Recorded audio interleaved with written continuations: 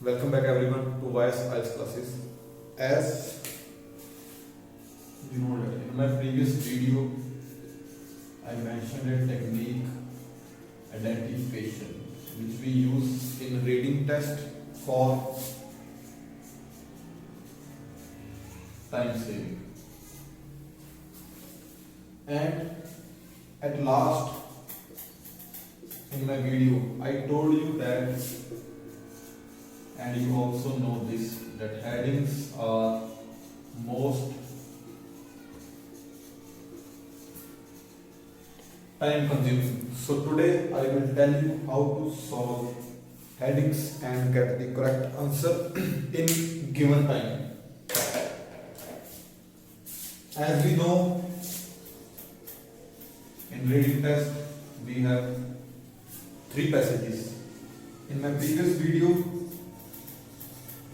I told you that in reading 1 we supposed there were headings, MCQs. In reading 2 were fill-ups and true was not given, and in reading 3 MCQs and fill-ups.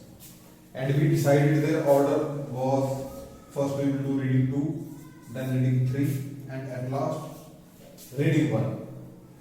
And these were time consuming, and we save time here which we will use here, and I will tell you how we will use this time for finding the correct heading answer.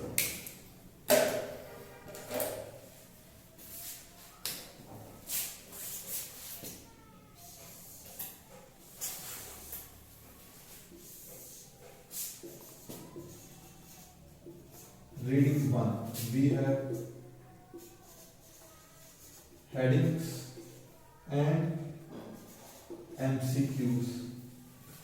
What we will do here is, as we know, headings are given like this: paragraph A, paragraph B, C, D, and E. And in separate box there are few options. These options will be definitely more than that, more than paragraphs. Suppose we have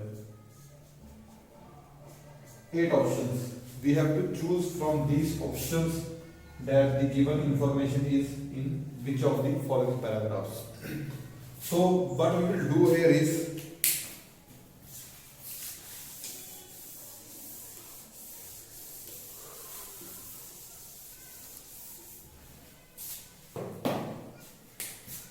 we will read all these options. We will just read them and keep them in mind. We don't have to remember, we just have to remember these points. But we will not solve headings. We will begin to solve MCQs first. There is a reason of doing such. Suppose we will begin with MCQs first, and we have paragraphs A, B, C, D, and E. We have 5 paragraphs. And suppose while doing MCQs, we found answers of our MCQs in these 3 paragraphs. And while we were doing our MCQs, we read this paragraph in briefly. So it is automatic, we know what is given in this paragraph. And we have already read these options, so we already know the answers of these 3 questions.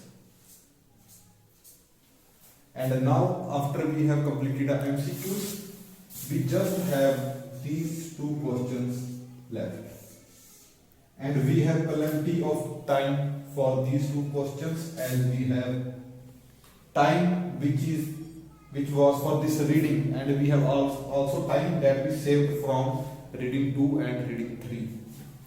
So now we can read these paragraphs and answer them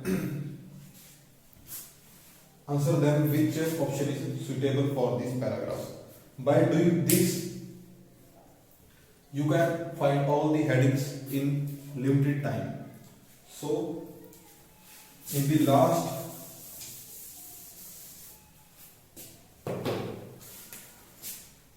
in case of headings in any paragraph, what we will do is we will do heading at last.